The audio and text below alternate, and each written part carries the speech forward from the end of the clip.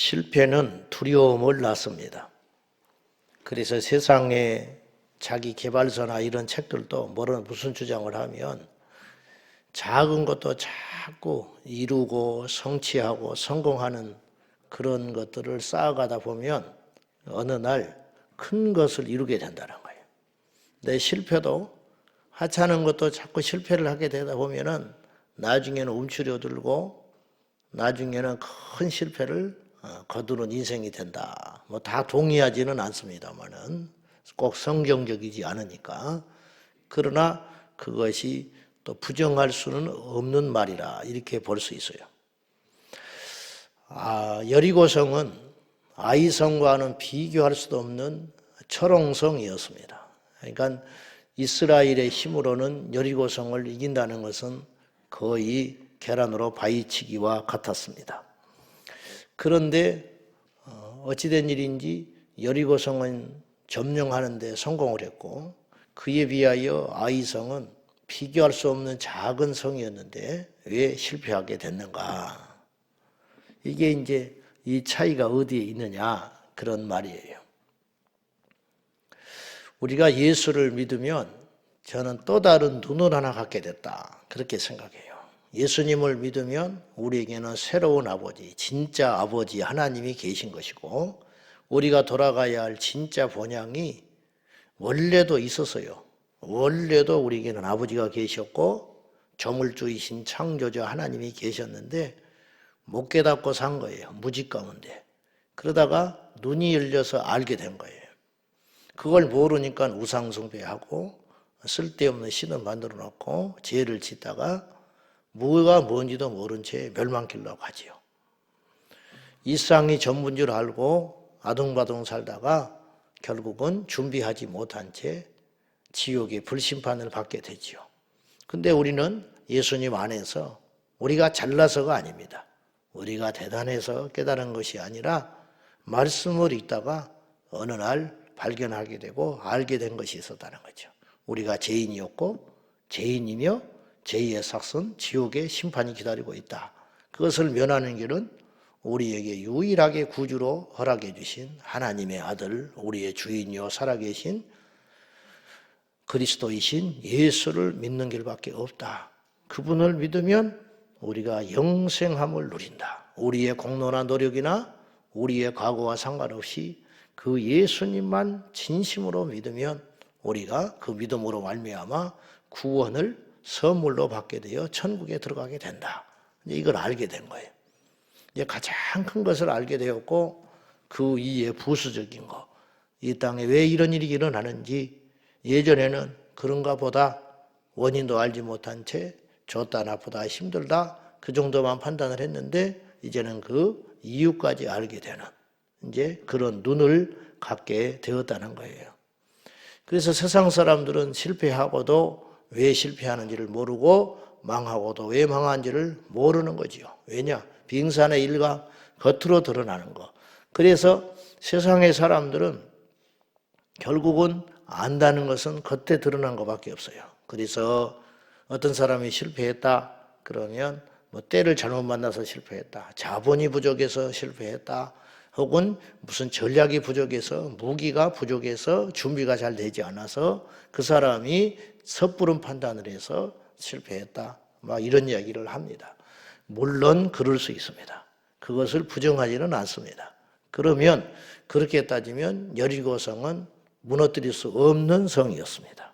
이들이 무슨 무기가 있었으며 이들이 무슨 대단한 전술이 있었으며 뭐가 있었어요? 이길 수 없었어요. 그러나 여리고성을 무너뜨렸어요. 그것이 비밀인데 그것이 예수 믿는 우리에게만 열어주신 놀라운 비밀인데 그것이 무엇이냐? 믿음의 무기였다는 거예요. 믿으십니까? 근데 우리가 성경에 그렇게 써 있음에도 불구하고 우리가 그렇게 잘 살기가 쉽지 않아요. 왜냐? 이 땅에 눈에 보이는 것들을 당장 계산하는 거, 이걸로 이길 수 있을까? 이걸로 할 수 있을까? 내 힘으로 이런 일을 감당할 수 있을까? 이런 생각들이 저부터서 드니까요. 우리 모두가 그런 본능이 들기 마련이라는 거죠. 그러면 성경 속에 그들은 초인적인 인물이었고 그들이 믿는 하나님은 우리가 지금 믿고 있고 주여 주여 부르는 그 하나님과 차이가 있었냐? 그렇지 않다. 그러면 우리가 이렇게 말할 수 있어요. 그들은 하나님이 와서 말씀을 하시더라. 오늘 본문에도 하나님 말씀하시거든요. 말씀을 하시니까 순종하기가 쉽지. 여러분, 우리에게도 이미 주신 말씀이 있다는 거죠. 그것이 더 기록된 성경의 말씀이고 이것이 약속이라는 거예요. 이 말씀과 성경 속의 인물들에게 찾아오셔서 말씀하신 그 음성의 말씀과 기록된 말씀은 조금도 차이가 없다는 걸 꼭 깨달아야 됩니다. 오히려 그들은 수동적일 수밖에 없었다고 그랬잖아요. 와서 말씀하지 않으시면 답이 없는 거예요. 그러나 우리는 하나님의 자녀의 권세를 누리게 됨으로 인하여 언제든지 그분께 갈 수 있다. 언제든지 그분께 가서 그분이 주신 예수의 이름으로 기도를 할 수 있다. 그들은 기도를 했지만 예수의 이름으로 기도를 할 수 없었어요. 뭐가 뭔지를 모르는 거예요. 그러나 우리는 분명히 주님이 약속하셨어요. 명령하셨어요. 내 이름으로 구하라. 그러니까 우리가 예수의 이름으로 당당하게 힘있게 구할 수 있게 된 거예요. 이게 자녀의 권세예요. 그들은 말씀 주지 않으면 답답하고 맨날 며칠이고 기다릴 수밖에 없었어요. 왜 모세가 호렙산에서 시내산에서 40일이나 금식을 하고 매달렸겠습니까? 40일 동안 말씀을 받은 거예요. 안 주시면 꼼짝 못하는 거예요. 그러나 우리는 언제든지 성경을 펴면 그것을 큐티라고 하고 묵상이라 하고 성경 읽기라 하고 쓰기라 하고 뭐든지 좋아요. 언제든지 말씀을 읽으면 우리가 눈을 열고 마음을 열면 하나님께서 나의 상황 속에 이 컨텍스트라고 하는 상황 속에 텍스트라고 하는 말씀을 주신단 말이에요. 그러면 그 말씀을 붙들고 세상으로 나가서 적용하면 우리는 승리하고 이루게 되는 인생이 된다는 거예요. 답이 있는데 손에 이미 칼자루를 쥐고 있는데 휘두를 줄을 모르고 답이 있는데 그 답을 적용하지를 못하고 그렇게 살아가는 경우들이 너무 많다라는 거예요. 사랑하는 성도 여러분, 우리 말씀으로 돌아가기를 축원합니다. 오늘 이제 낙심하고 절망했지요. 아이성 전투에 실패해가지고 마음이 다 녹아가지고 심지어는 후회하는 지경까지 왔어요. 여호수아조차도 간담이 서늘해져가지고 이제 앞으로 어떻게 이 가나안 땅을 이겨나갈 수 있을까? 괜히 온 거 아니냐? 하나님, 이럴 바에는 우리가 요단강을 안 건드는 게 낫지요. 왜 우리를 이곳에 들여보내가지고 이렇게 큰 일을 당하게 하십니까? 그때 하나님께서 찾아오셨다고 그랬어요. 아버지의 마음으로. 지쳐서 아무것도 모르고 낙심하여 캄캄한데 방에 불을 끄고 한쪽에 웅크리고 울고 있는 아들에게 아버지가 문을 열고 찾아오셔서 말씀하신 것과 같이 오셔서 말씀하시는 거예요. 자, 우리 1절과 2절까지 보십시다. 다 같이 시작. 여호와께서 여호수아에게 이르시되 두려워하지 말라, 놀라지 말라. 군사를 다 거느리고 일어나 아이로 올라가라. 보라, 내가 아이 왕과 그의 백성과 그의 성읍과 그의 땅을 다 내 손에 넘겨주었으니 너는 여리고와 그 왕에게 행한 것 같이 아이와 그 왕에게 행하되 오직 거기서 탈취할 물건과 가축은 스스로 가지라. 너는 아이성 뒤에 복병을 둘지니라 하시니. 여리고성 전투를 앞두고도 하나님이 오셔서 말씀하셨어요. 전략을 주셨다고 그랬어요. 무장한 군인을 일부 앞세우고 그 다음에 언약궤를 메고 그 뒤에 7 양강나팔을 불고 그 뒤에 백성은 따르며 돌아라. 그리고 하루에 한 번씩 돌되 마지막 날 7일째에는 7번을 돌고 나팔을 불어라. 그러면 여리고성이 무너지리라. 이것이 하나님께서 여리고성 전투를 앞두고 하신 전략과 명령이었어요. 아이성 전투에 실패한 여호수아에게 하나님께서 오셔서 첫 마디가 두려워하지 마라, 놀라지 마라. 부활하신 예수님이 문을 걸어 잠그고 숨어있는 제자들에게 찾아오셔서 두려워하지 말라, 내니 두려워하지 말라, 너희에게 평강이 있느냐, 그렇게 말씀하셨어요. 두려움이 불신앙이라 그랬어요. 여러분, 두려워하지 맙시다. 두려워하면 아무것도 안 되고 될 것도 안 돼. 두려워하면 말씀이 안 들려와요. 두려워하면 하나님이 안 보이는 법이에요. 두려워하면 적은 커져 보이고 내가 가진 힘은 없어 보이는 거예요. 담대하면 하나님이 보이고, 담대하면 길이 보이고, 담대하면 빛이 보이고, 담대하면 적이 작아 보이는 것입니다. 그러므로 우리 하나님께서 여호수아에게 와서 첫 일성이 뭐냐? 두려워하지 말라. 왜 두려워하지 마느냐? 내가 있기 때문에 두려워하지 말라. 예, 놀라지 마라. 군사를 거느리고 아이로 올라가라. 그리고는 이제 철저히 전략을 주세요. 첫째, 위로해 주셨지요? 두려워하지 마라. 두 번째, 확신을 주셨어요. 어떤 확신을 줬냐? 이 땅과 이 성읍과 그 모두 이 백성을 내가 네 손에 맡겼다. 확신. 그 다음에 세 번째는 전략을 주시는데 어떤 전략을 주시느냐? 이 성에 있는 모든 탈취한 물건을 여리고성 전투할 때는 첫 전투였고 첫 노획물이었기 때문에 하나님께 다 드렸어요. 그 드린 중에 일부를 탈취해서 이 사단이 난 거잖아요. 그런데 아이성 전투에는 우리 하나님께서 이제는 이 탈취한 노획물을 전부 너희가 가져라.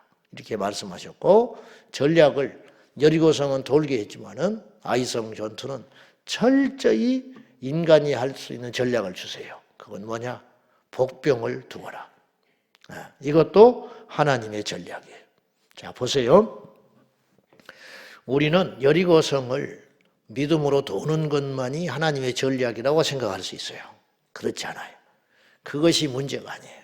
기도하고 어떤 영적인 거, 그것만이 하나님의 전략이 아니에요. 기도도 세 가지가 있어요. 구하라. 구하는 것만 기도로 생각할 수 있어요. 그러나 성경은 그렇지 않아요. 마태복음 7장에 구하는 것이 기도이지만 중요한 일이지만 그건 첫 번째. 구하라. 그 다음에 어떻게 해라? 찾으라. 이것도 기도입니다. 넓은 의미로 기도라. 그 다음에 찾았으면 어떻게 해야 돼요? 두드려라. 그러면 열릴 것이라. 이게 이제 응답이라고요. 그러니까 기도도 세 방면이 있는 것이죠. 구하라, 찾으라, 두드리라. 오늘 본문의 전쟁도 마찬가지. 신비한 전쟁만 하나님의 전쟁이 아니라는 거예요. 그건 뭐냐? 하나님께서 어느 때는 이해할 수 없는 방법으로 싸우게 하시고 어느 때는 인간의 철저한 계산과 인간의 노력으로 할 수 있을 법한 전략도 주신다 이 말이죠. 전도도 마찬가지죠. 기도하고 하나님 앞에 매달리는 거 이게 보이지 않는 전략. 그럼 하나님이 기도하면 하나님께서 사람을 만나게 해주시죠. 만나게 해주면 그때부터 하나님이 또 주신 전략들이 있어요. 사랑해라, 네 소유를 나누라, 이런 말씀을 전해라. 이런 것들이 종합적으로 모아져서 한 영혼이 결실 맺게 되는 거예요. 하나님께 기도하고 그것만이 어떤 전도라고 고집을 하면 안 되죠. 기도했으면 나가서 만나게 되고 외치게 되고 만나게 되면 그 사람을 사랑으로 섬기고 그 사람에게 하나님이 내게 주신 말씀들을 나눌 때 그리고 그걸로 끝이 아니죠. 주일날 교회에 같이 가서 집 앞에 가서 기다리고 있다가 데리고 오고 등등 이런 우리가 할 수 있는 일들 그리고 하나님이 주신 신비한 전략들 이런 것들이 모아져서 우리는 이 세상에 영적인 전투를 치르고 있는 것입니다. 이런 것들을 넓은 안목에서 생각을 하고 하나님께서 중요한 건 이거예요. 여리고성을 도느냐 아이성을 복병을 두느냐 그것이 중요한 게 아니고 그렇게 명령하신 그 첫 시작이 어디서부터 시작됐냐 하나님께로부터 시작됐다는 것이 중요하다는 거죠. 이것이 자 그런데 오늘 본문에 보면 여호수아가 행한 특이한 이제 뭐 큰 승리를 당연히 했지요. 큰 승리를 했는데 특이한 행동이 몇 가지가 있어요. 자, 첫째 9절을 보겠습니다. 여호수아가 한 행동 시작. 그들을 보내매 그들이 매복할 곳으로 가서 아이 서쪽 베델과 아이 사이에 매복하였고 여호수아는 그 밤에 백성 가운데에서 잤더라. 이제 이스라엘 백성들이 다 따랐어요. 순종을 했어요. 실패했지만 여호수아가 담대히 외쳤을 거예요. 하나님께서 말씀하셨다. 이게 권위의 힘이에요. 전에도 우리가 하나님 명령 따라 순종함으로 승리하지 않았냐? 여호와께서 내게 찾아와 말씀하셨다. 그러므로 우리는 승리할 수 있다. 그리고 그 마음을 추스리고 나서 매복을 숨겨두고 우리가 이러이러한 전력으로 하나님께서 행하라고 말씀하셨다. 그리고 그들은 순종했어요. 그리고 여호수아는 백성 가운데서 잡더라. 이 말을 이렇게 기록한 이유는 이게 특이한 행동이기 때문에 기록을 한 거예요. 자기의 거처가 있었음에도 불구하고 그곳에서 전쟁을 앞두고 잠을 자지 아니하고 백성들과 함께했다. 여호수아는 백성들과 함께할 줄 아는 리더십을 가진 자였다는 거예요. 이게 전쟁을 앞두고 군사들에게 백성들에게 큰 힘이 되었을 거예요. 나도 함께한다. 나도 같이 싸우겠다. 이렇게 확신을 준 것이에요. 우리 하나님께서 이 땅에 이 보잘것없는 육신을 입고 이 땅에 오셔서 우리와 함께 하셨습니다. 이것이 하나님 우리를 사랑하신 최고의 증거였듯이 여호수아도 큰 대사를 앞두고 백성들과 함께 호흡을 했다. 이게 중요한 리더십이 되겠습니다. 그 다음에 10절 말씀 두 번째 한 행동이 있어요. 시작. 여호수아가 아침에 일찍 일어나 백성을 점호하고 이스라엘 장로들과 더불어 백성의 앞서 아이로 올라가매. 여호수아가 아침에 일찍 일어났다. 전쟁하는 당일날 아침에 일찍 일어났다. 근데 이 행동이 처음이 아니에요. 우리가 무심코 봤지만은 여리고성을 돌 때에 여호수아서 6장 12절에도 여호수아가 똑같은 행동을 해요. 여호수아가 아침에 일찍이 일어나 큰 일을 앞두고 부지런히 게으르지 아니하고 먼저 모범이 되어서 여호수아가 아침에 일찍 일어나 이스라엘의 장로들과 함께 선봉에 섰다. 이거 중요한 이야기입니다. 중요한 이야기. 부지런히 만반의 준비를 한 채 밤새껏 기도하고 마음을 다지고 아침에 일찍 일어나서 비장한 각오를 가지고 여호수아가 일찍 일어났다. 백성들이 잠자고 있는 여호수아를 깨우는 것과 여호수아가 일어나서 백성들 앞에서 선봉에 서는 것은 첫 시작이 완전히 달랐다는 거죠. 작은 일이, 작은 실수가 큰 실패를 가져오고 작은 매듭이 큰 일을 이룬다는 것을 우리는 꼭 기억해야 됩니다. 우리가 말 한마디, 무심코 한 행동 하나가 공동체에 큰 해를 가져옵니다. 교회 안에서 날마다 무슨 일이 일어나요. 사실은 무슨 일이 날마다 일어나고 있는데 어떤 큰 문제가 큰 일을 이루는 것도 있지만 작은 것이 큰 실패를 이루어요. 작년에 우리가 성탄절 추리 점등식회를 갔어요. 그래서 여러 사람들이, 관계된 사람들이 오고 이제 준비를 잘 했어요. 그 시청의 재정으로 그거를 설득을 해가지고 이제 행사를 잘 갖게 된 거예요. 그래서 이제 우리 성도들도 오고 그랬어요. 그래서 이제 우리 차가 가서 음향을 놓고 테스트를 하고 이제 그날 잘 준비를 했는데 직전에 앰프가 나가버렸어요. 펑 하고 나가버렸어요. 마이크를 쓸 수 없게 돼버렸어요. 이것이 그 행사에 미치는 영향은 굉장히 컸어요. 뭐 어때 그럴 수 있는 것은 아니었어요. 24일 날 우리가 연합 철야 기도회를 가져요. 6월 1일 날 국민대회에 큰 행사를 가져요. 마귀가 큰 어떤 사건을 일으켜서 그 큰 일들을 그르치게 하는 것이 아니라 어떤 작은 것, 어떤 한 사람의 말 실수, 어떤 행정적인 실수 하나, 그런 것들이 큰 행사를 앞두고 엄청난 방해로 다가올 수 있다는 거예요. 그러므로 우리는 끊임없이 그런 일들을 작게 여기지 않고 우리가 준비하는 자세가 필요하다는 거예요. 그리할 때 스스로 우리가 시험에 들지 않을 수 있다는 거예요. 마지막 행동이 하나 또 특이한 게 나오는데 26절입니다. 같이 보십시다. 시작. 아이 주민들을 진멸하여 바치기까지 여호수아가 단창을 잡아 든 손을 거두지 아니하였고 마지막 끝까지 이미 전세가 기울어졌어요. 그날에 쓰러진 자가 12,000명. 20, 30명 죽었으나 적은 12,000명을 죽이는 첫 번째 실패한 것을 딛고 큰 승리를 이뤘어요. 그러나 전부 진멸하기까지 여호수아는 손에서 칼을 놓지 않았다. 이 긴장감을 가지고 마지막까지 끝까지 승리에 선봉했었던 여호수아. 여호수아가 칼날을 놓고 이제 돌아서자 하면 백성들은 나태해지고 방심해지겠죠. 여호수아는 탁월한 리더십을 갖고 있었어요. 백성들과 함께 했습니다. 철저히 준비했습니다. 그리고 마지막까지 작은 거 하나라도 방심하지 않았습니다. 이로 인하여 하나님께서 여호수아를 통하여 큰 영광을 이루신 줄로 믿습니다. 우리 모두도 하나님 앞에 어떤 일을 행할 때에 진짜 우리가 가지고 있어야 할 무기가 있다. 그건 나팔도 아니고 칼날도 아니에요. 그건 뭐냐? 믿음.